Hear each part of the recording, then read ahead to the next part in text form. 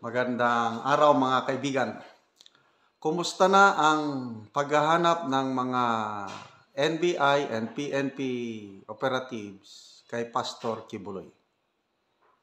Madali ba ang paghanap nila o nahihirapan? Yan ang ating pag-usapan ngayon. Okay, panoorin natin sandali itong reel na posted by Rappler na kung saan inamin ng NBI na nahihirapan sila. Bakit hirap silang hanapin ni Pastor Kibuloy? Ang sagot, panoorin natin. Davao Police creates a special team to spearhead the manhunt for fugitive preacher Apollo Kibuloy. Philippine National Police Southern Mindanao Director Alden Delvo calls on Kibuloy to just surrender and defend himself in court.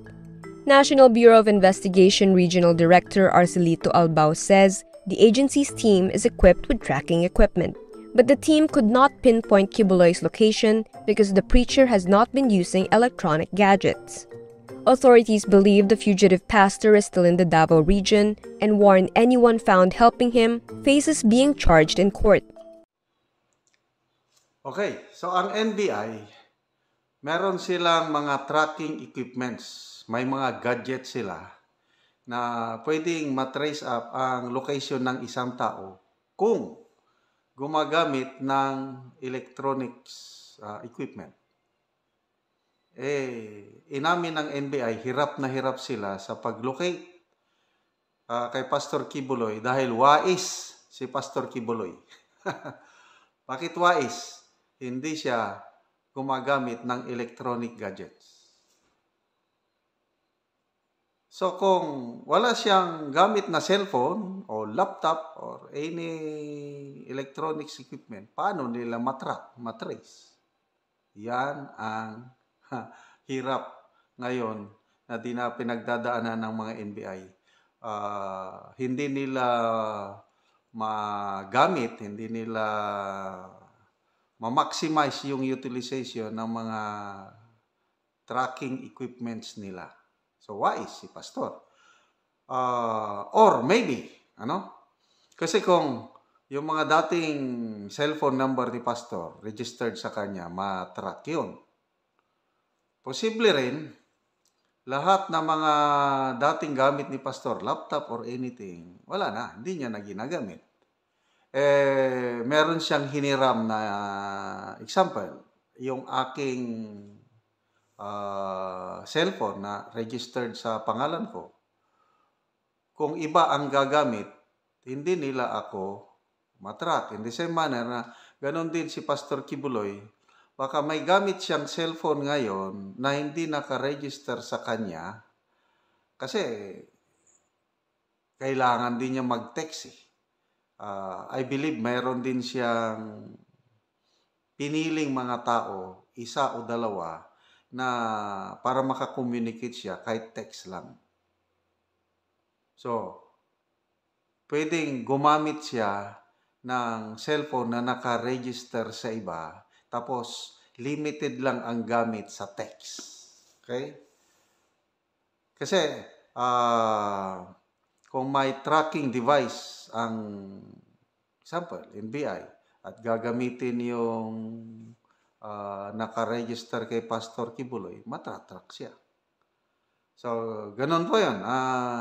Or, si Pastor Kibuloy, wala na siya talagang kagamit-gamit, kaya lang may alalay siya na ibang tao na hindi hindi kilala ng NBI or PNP, yun ngayon ang nagte-text, nagpapaabot ng mensahe ni Pastor Kibuloy sa mga tao na pinagkakatiwalaan niya. So, yun po, mahirap i-track ang tao na walang electronics gamit. Okay. Ano pa? Punta tayo sa PNP. Nagbitiw din ng salita ang Police Regional Director sa Davao, si General Delbo. Sabi niya, hinalughog na nila yung Kingdom of Jesus Christ compound and Tamayong Prayer Mountain in Davao City. Pinuntahan na ng mga police operatives at saka yung resort in Samal Island. Kailang inamin ng Police General na napakaluwag ang area at hindi nila makita-kita si Pastor Kibuloy. Open ang pulis na pumasok sa Prayer Mountain, sa KOJC compound, sa resort. Na ngayon, ang administrator si PRRD na. Kaya these are wise moves of Pastor Kibuloy. Hindi ngayon basta-basta mapapakialaman ng kung sinong may balak na angkinin ang mga properties kasi ang makakabangga nila si PRRD. So, intact, safe ang mga ari-arian ng KOJC dahil nandyan si PRRD. So, yeah, pwede na lang i-search. I-search nyo, open.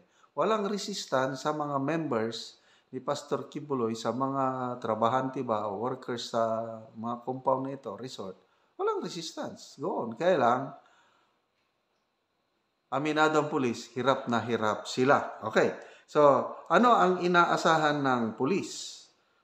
Ito yung statement ng Regional Director, General Delbo.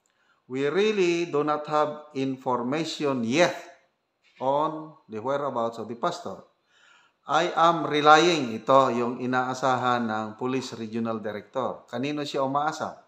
I am relying on the intelligence community to ensure that they can provide relevant, timely, and accurate information to me so I can relay it to my bosses and make instruction to the lower units.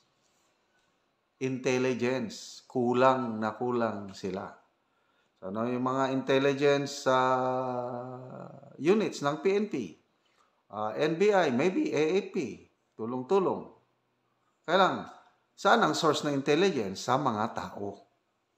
Yung mga men and women on the ground kung saan nagtatago si Pastor Kibuloy. So, ang tanong, saan nagtatago si Pastor Kibuloy? Sa mga tao na walang suporta sa kanya o sa mga nagsusuporta? Yun po. Parang naranasan ko yan nung tenyente at kapitan pa lang ako. Palagi kaming mag-combat operation sa kabundukan, maghanap na saan yung mga NPA. Abutin na lang kami ng ilang buwan, halos taon. Wala kaming mahagilap na NPA.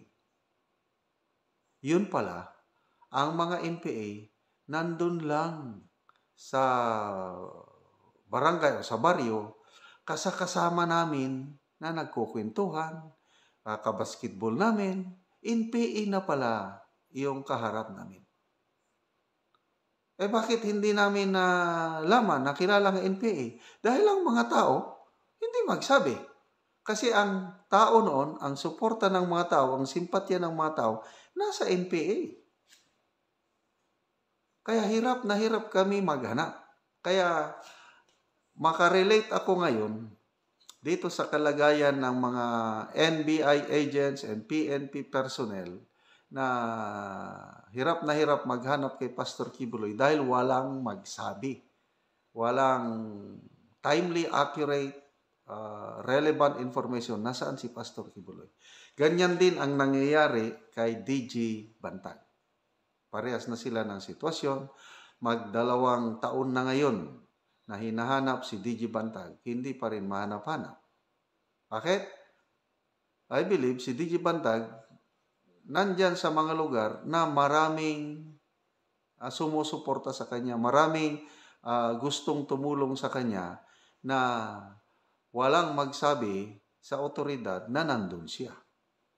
So, ganyan din si Pastor Kibuloy. Sabi ng PNP, nasa Davao Region lang siya. I believe so. Pwede. Nasa Davao Region lang. Kaya lang, sa Davao Region, nandyan ang karamihan na supporters ni Pastor Kibuloy at supporters ng mga Duterte. Okay. So, may isa pang posibilidad, yung mga MNLF members nagpahayag ng suporta kay Pastor Kibuloy. Sabi ng leader ng MNLF na naiintindihan namin ang pang-aapi na naranasan ni Pastor Kibuloy dahil minsan naapi din kami. Bakit sila lumaban sa gobyerno noon? Dahil yung paniniwala sila, inaapi sila ng gobyerno noon. Kaya lumaban. So, dahil nakikita nila naaapi si Pastor Kibuloy, nagpahayag ng suporta ang mga MNLF. We support you, Pastor Kibuloy. So, posible, kasi napag-alaman ko sa mga vlogs na ang dami palang natutulungan ni Pastor Kibuloy ng mga Muslims. Christian pastor siya, kaya lang kahit Muslim, okay sa kanya, magandang pakikisama, natutulungan, nagpapaaral ng mga estudyanteng Muslim. So, baka yung mga natulungan ni Pastor Kibuloy na Muslim community, baka doon siya nagtago. O either nandyan sa Davao Region o sa mga areas na, paano kung dinala sa Hulo? Paano kung dinala na sa Basilan, sa Tawi-Tawi? Lalong mahihirapan ngayon ang autoridad. So, yun po ang update sa pagtatago ng Pastor Kibuloy. Nakakalungkot yung nangyari sa kanya dahil ang ganda ng samahan noon, nung may unity pa, nung election, before election, ang tanging media network na tumulong sa candidate BBM ay ang SMNI. Ngayon, ang SMNI wala na, nagurgor na. Instead na pasalamatan, tulungan, ginurgor. Ganyan po ang nangyayari sa administrasyong ito.